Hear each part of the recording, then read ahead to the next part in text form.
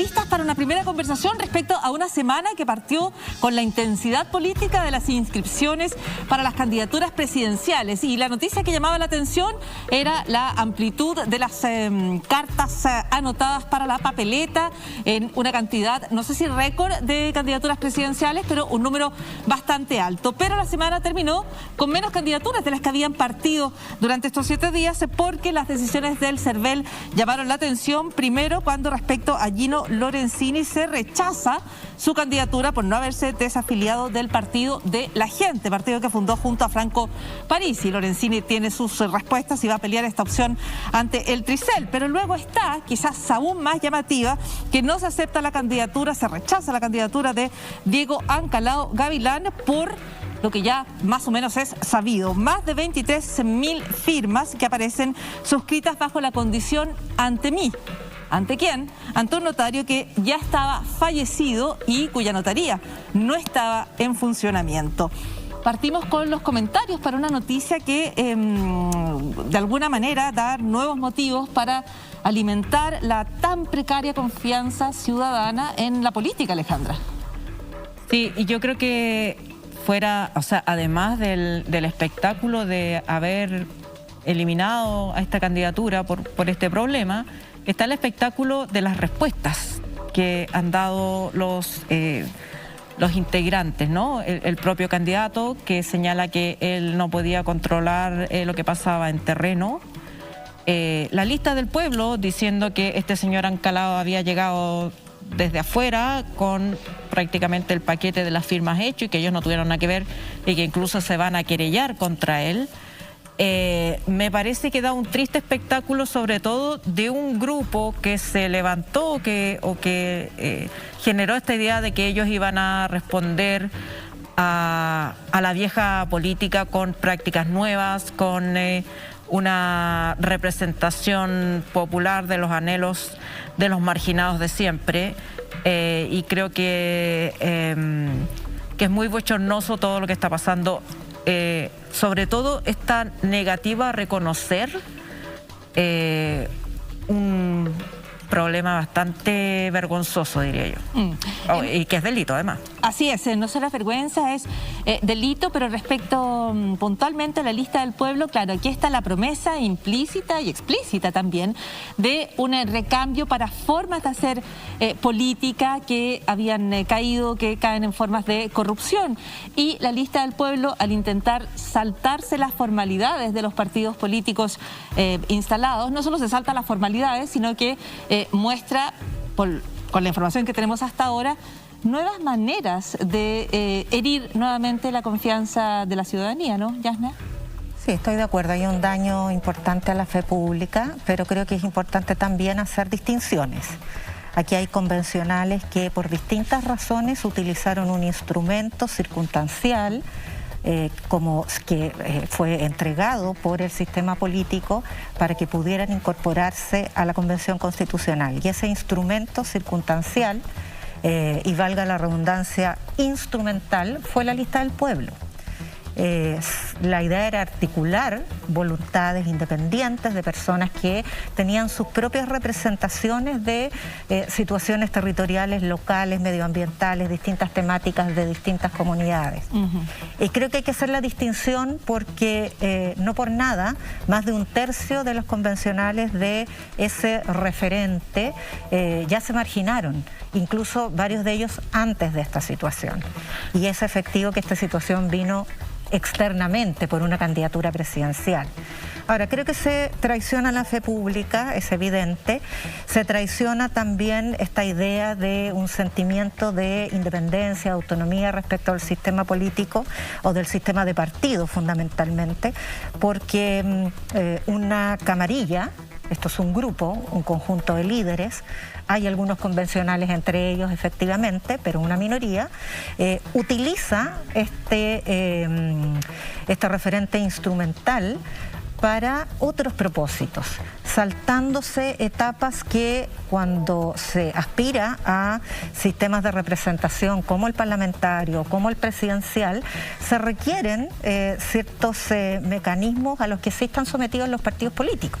Los partidos políticos tienen muchos defectos, pero tienen la virtud de responder a unas normas, son fiscalizados, rinden cuentas, están sometidos a la accountability, concurren a elecciones periódicas, y nada de eso lo tenía la lista del pueblo, a pesar de pretender postular candidatos al Parlamento y desde luego a la presidencia.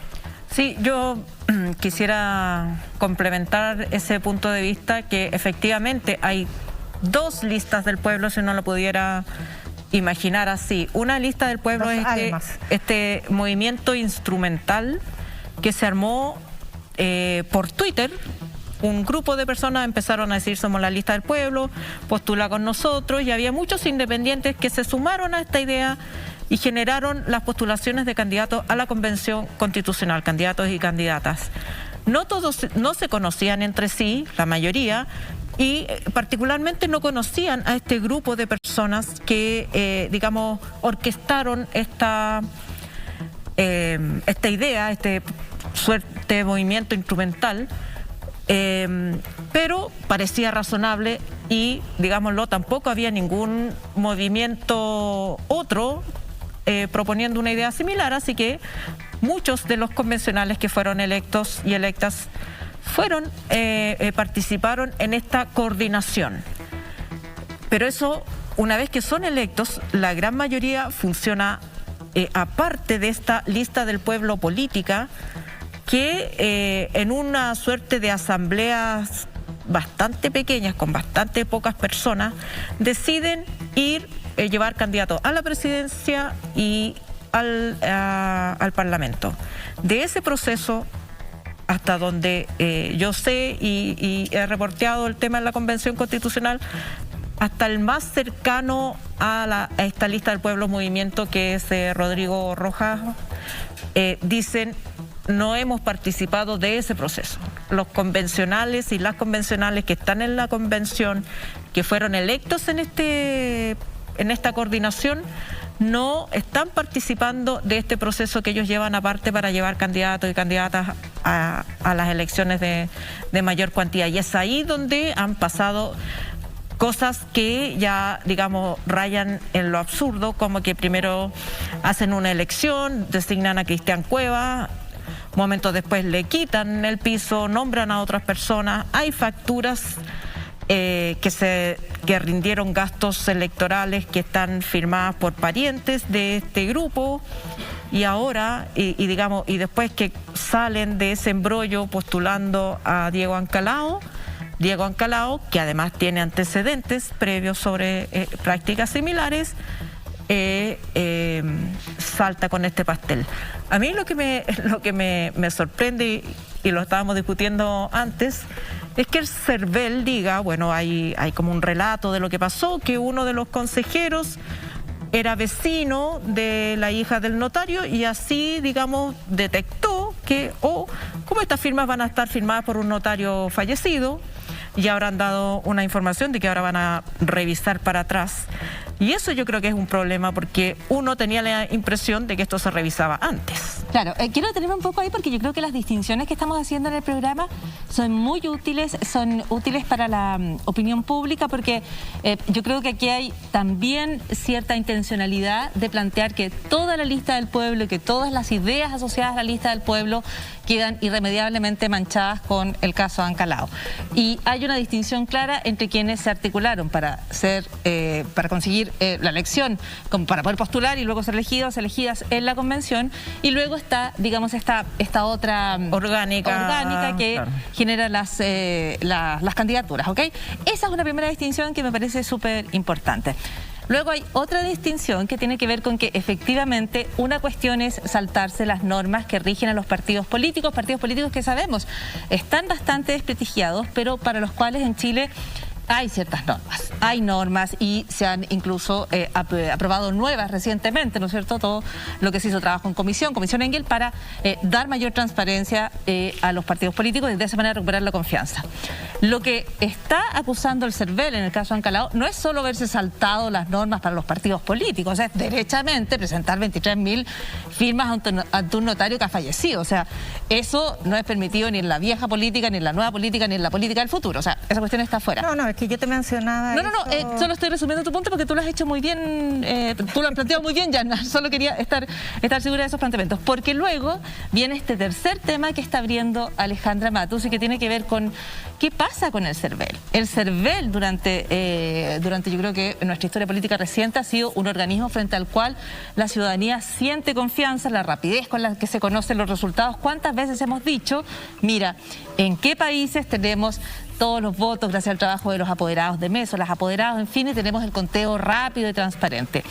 A mí me parece que es de tremenda necesidad que el CERVEL clarifique cómo está haciendo ese trabajo, porque efectivamente, si se dieron cuenta de que el notario había fallecido porque había alguien dentro del CERVEL que tenía una vecina que era hija del notario que ya había dejado de existir, parece que ese no es un sistema muy formalizado, sólido, institucional, para revisar cuáles son las candidaturas. Yana, tú aquí tienes un matiz, yo sé. Lo que pasa es que me parece que eso es una curiosidad más bien anecdótica. Efectivamente, y lo admitió el presidente del CERVEL, Andrés Tagle, él tiene una relación de una vecina que resultó ser la hermana del fallecido notario. Pero creo que hay trámites distintos, si no lo creo, efectivamente hay. Una cosa es recepcionar las inscripciones con las firmas y luego se abre un plazo de revisión. Y respecto de las firmas y los patrocinios, siempre han habido impugnaciones. Claro, no han llegado al nivel de detectar notarías fallecidas, pero hay un notario que fue destituido de su cargo producto de irregularidades cometidas en la formulación de firmas de Jocelyn Holt en la elección de 2017 y de París en la elección de 2013, si mal no recuerdo. Esto ocurre, de hecho, un 10% más o menos de las firmas que reúnen los candidatos de los patrocinios resultan impugnados porque hay otro tipo de errores. Lo que pasa es que aquí hay una falsificación de instrumento público, claro. Puede haber una figura penal, efectivamente. Pero ¿el CERVEL es más sólido de lo que hace ver esta situación? Yo pienso que sí, o sea, aquí hubo una coincidencia, desde luego, que resulta anecdótica y que probablemente permitió detectar tempranamente este problema. Pero normalmente hay impugnación de firmas y por lo tanto podemos tener cierta certeza de que estos procedimientos existen, son verificables y se han activado frente a problemas, fallas, irregularidades. O sea, quería, sobre ese mismo hecho, las firmas de Jocelyn Holt y las otras, ¿qué sucedía? Que antes de esos episodios, tú podías ir como candidato con una lista de personas que firmaban con su RUT y como notariarlas todas al mismo tiempo. Entonces el notario, su defensa frente a estos casos fue: yo no puedo asegurar que las personas están ahí porque yo estoy, digamos, certificando un paquete. Lo que se me presenta. Un paquete, claro. A partir de ahí se dispuso que las firmas para patrocinar candidatos tenían que ser presenciales. O sea, este figura ante mí, no que el notario no sepa, digamos, quién firmó. Y por eso, digamos, como solución, porque es bastante engorroso llevar a las personas, al notario y todo eso, los patrocinios con clave única han resultado ser mucho más simples, sencillas y directas. Pero si uno va a ir a expresarle su patrocinio a un candidato, tiene que ir personalmente, quien patrocina, a la notaría, firmar con su carnet y estar ahí. Y por eso se dice ante mí. Ahora, yo todavía tengo dudas de si en ese proceso de 5 días efectivamente se hace esta revisión tan detallada, porque el propio CERVEL está diciendo que va a revisar para atrás, y yo creo que ese es lo que genera dudas, porque Es cierto, esto fue una anécdota y el propio Diego Ancalao ha dicho, bueno, no me dieron los 5 días de revisión, esta es una arbitrariedad del CERVEL, me voy a quejar, porque se supone que hay 5 días en que hay un periodo para impugnar y después 5 días para que los candidatos respondan y después recién se resuelve. Pero en este caso se resolvió de inmediato por este episodio, digamos, esta flagrancia, porque, digamos, yo creo que no cabía espacio para decir, bueno, ahora vamos a verificar. Pero ¿por qué el CERVEL dice, bueno, ahora vamos a revisar para atrás? Eso es lo que a mí me genera dudas sobre este proceso. Lo que nos lanza en otra derivada de este caso, que es el anuncio del CERVEL de revisar todos los patrocinios notariales a la Convención Constitucional. Yo creo que acá se abre otro escenario que es bien delicado. Que es bien delicado porque además los convencionales ya fueron electos. Entonces... ya están trabajando, ya aprobaron el reglamento en comisión. El momento de patrocinar era para que se presentaran como candidatos y candidatas y después enfrentaron un proceso eleccionario que ya fue validado. Entonces, ¿qué va a hacer el CERVEL ahora? Va a revisar las firmas y va entonces a revocar los procesos eleccionarios en caso que encuentre alguna irregularidad. Y la pregunta vuelve de fondo es, ¿y este proceso no se hizo ya? ¿No estaban esos 5 días que dice Yasna y los otros 5 días y este proceso de revisión? Hay plazos largos. De hecho, hay otra situación, otro precedente que se me vino a la memoria y es el de Andrés Velasco. Él incluso pleiteó un conjunto de firmas que le impugnó el CERVEL y terminó en el Tribunal Calificador de Elecciones. Obviamente es otra situación, no hay falsificación de instrumento público, hay invalidación de firmas que pueden incurrir en errores. La firma estuvo mal hecha, se equivocó en el RUT, ese tipo de situaciones.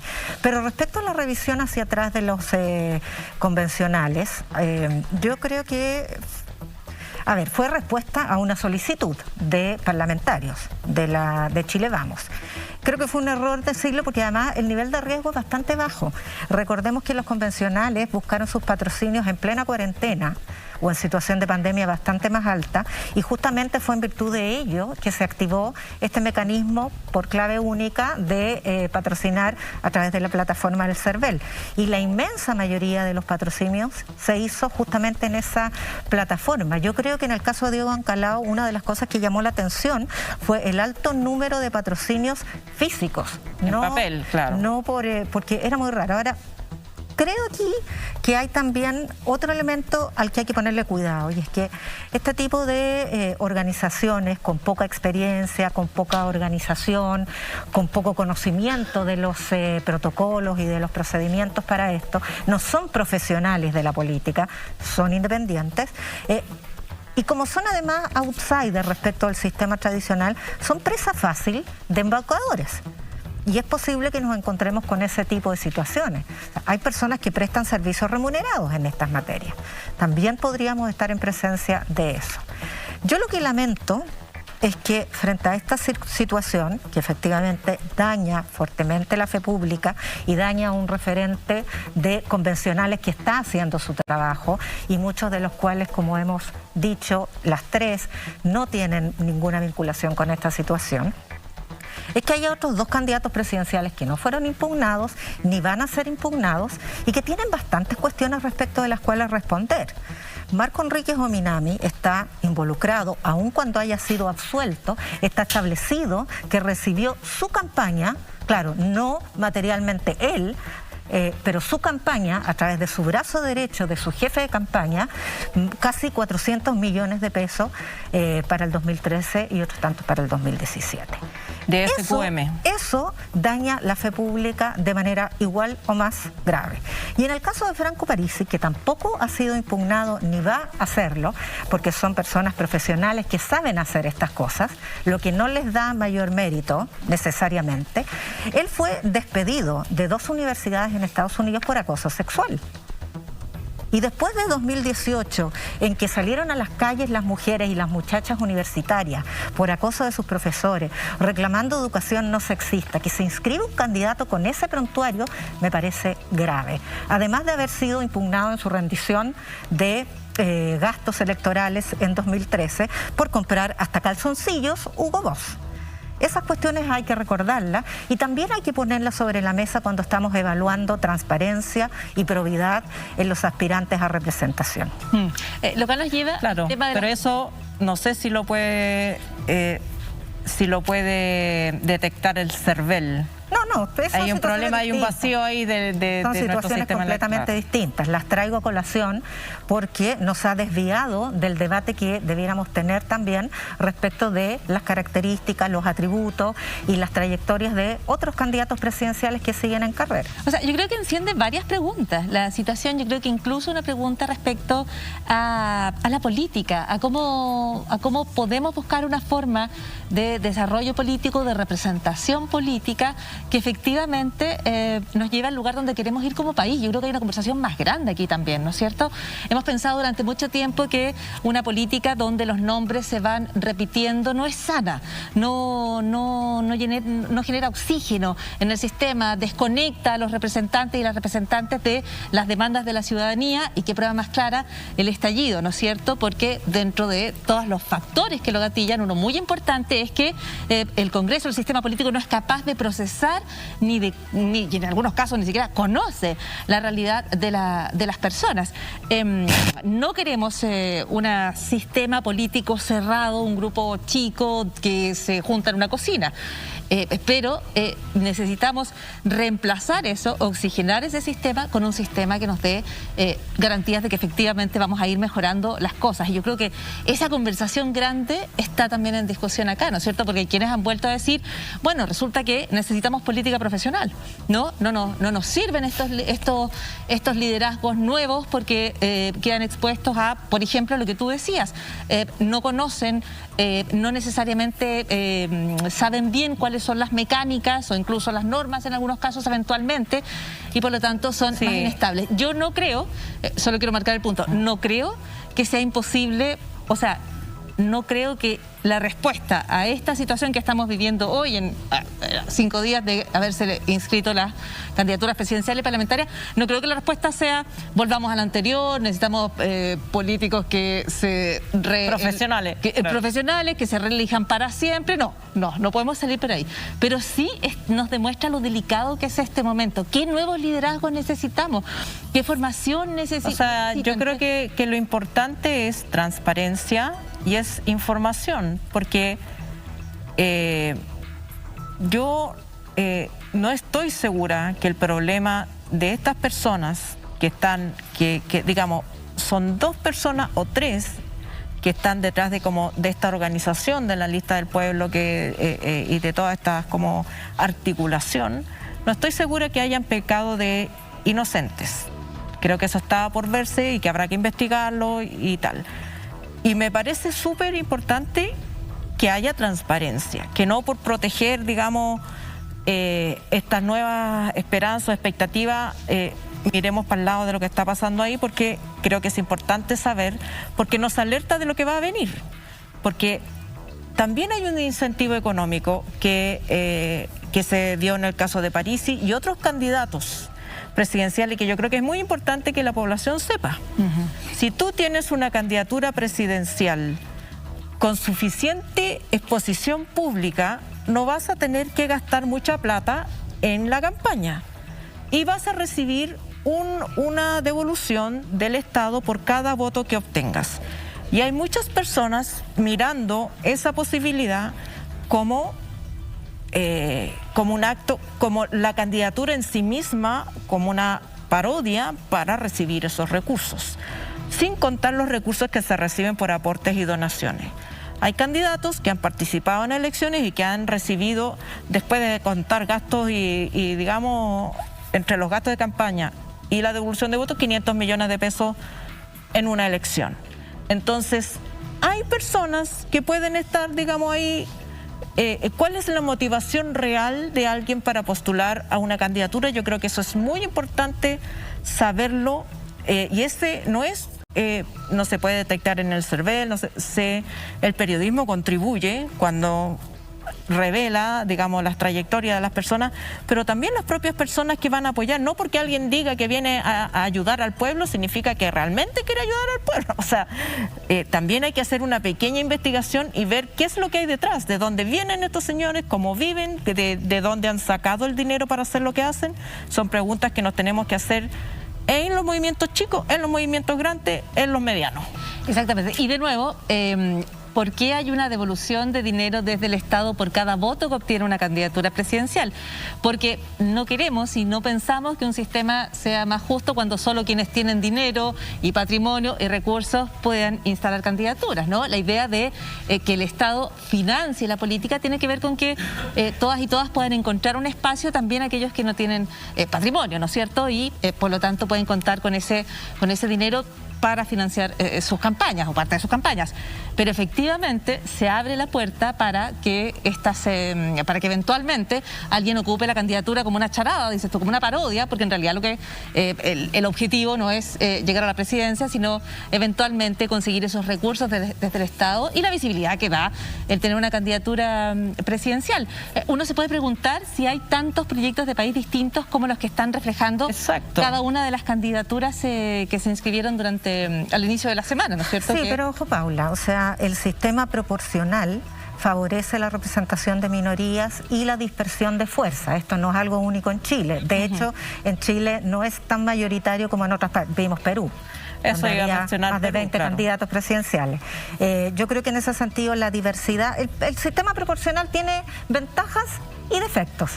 Y la regulación o el financiamiento público de las campañas, ojo con el juicio de aquello, porque fue resultado justamente de una agenda de probidad de una comisión que se constituyó después del escándalo de 2015. Eso es lo que yo digo. No estoy enjuiciando que sea malo. Estoy diciendo que así como hay gente que saca licencias falsas para aprovechar un beneficio, no significa que dar licencias sea malo, pero hay gente que se aprovecha de las licencias. En este caso es una política que se adoptó con las mejores razones y que no te estoy rebatiendo, Alejandra, no estoy rebatiendo tu argumento, al contrario. Creo que lo que tú planteas de visibilizar ese punto es relevante y la aclaración que hace Paula respecto de que eso es para emparejar la cancha, porque el financiamiento público permite justamente que no solo las fortunas y no solo las personas con fortuna, sino que las personas con apoyo del dinero y por lo tanto potencialmente cooptadas por aquello, que es lo que ocurrió con Soquimich y Penta, que no sean solo ellos los que tienen acceso a recursos los que puedan competir. Pero efectivamente hay una externalidad negativa del financiamiento público de las campañas. Y esa externalidad es la que anota Alejandra. De hecho, un analista electoral experto habla de los partidos pymes o los candidatos pymes. Hay una verdadera industria de candidaturas y de partidos que van detrás del financiamiento de campañas. De hecho, la teoría política lo conceptualiza como partidos cartel. En parte por eso, es uno de los rasgos. Pero eso se puede resolver fiscalizando bien y efectivamente visibilizando cuando esa intención existe. ¿Por qué un candidato que sabe perfectamente que no tiene chance, que no tiene o que está dispuesto a poner en juego su propio partido político, su propio proyecto colectivo, sabiendo que no tiene ninguna posibilidad, por qué va a una elección? Hay una motivación que es visibilidad. También hay bastante narcisismo en algunas candidaturas y en algunos políticos y en algunos referentes. Y también está esta otra hipótesis o posibilidad, pueden ser concomitantes todas ellas, que es la de hacer una pequeña empresa de esta postulación porque hay un retorno. De hecho, hay gente que calcula una elección con participación de 7 millones de personas. Por cada 1% de votos te puede venir un retorno de 90 millones. Se supone que esos 90 millones son gastos en campaña. Pero en el país de Soquimich los gastos se pueden simular y el CERVEL no tiene mucha posibilidad de control respecto a esto, de fiscalización. ¿Le faltan facultades al CERVEL? Es una de las preguntas que deja esta semana de incidencia. Pero es que yo creo que también nosotros tenemos como esa práctica, otra ley, una cárcel. Lo que necesitamos es transparencia, información, saber la gente tiene que saber esto para que le pregunte a sus candidatos por qué quiere ir, por qué insiste tanto. Eso es parte... ¿por qué insiste tanto? Esa es una buena pregunta para un debate. Y no hemos entrado en las listas parlamentarias que... Sí, pues yo estaba pensando en el caso del diputado Pedro Velázquez. ¿Cuántas pymes hay ahí metidas entre medio? No, yo me refería... anotado el punto, estaba pensando en el caso diputado Pedro Velázquez, que también va a un cupo por el Senado y fue condenado por fraude al fisco. No es fácil la política y es un arte buscar cómo recomponer la fe pública, cómo mantener la confianza en la ciudadanía, cómo darnos representantes, gobernantes que efectivamente nos permitan cumplir con el anhelo común de ser un país mejor.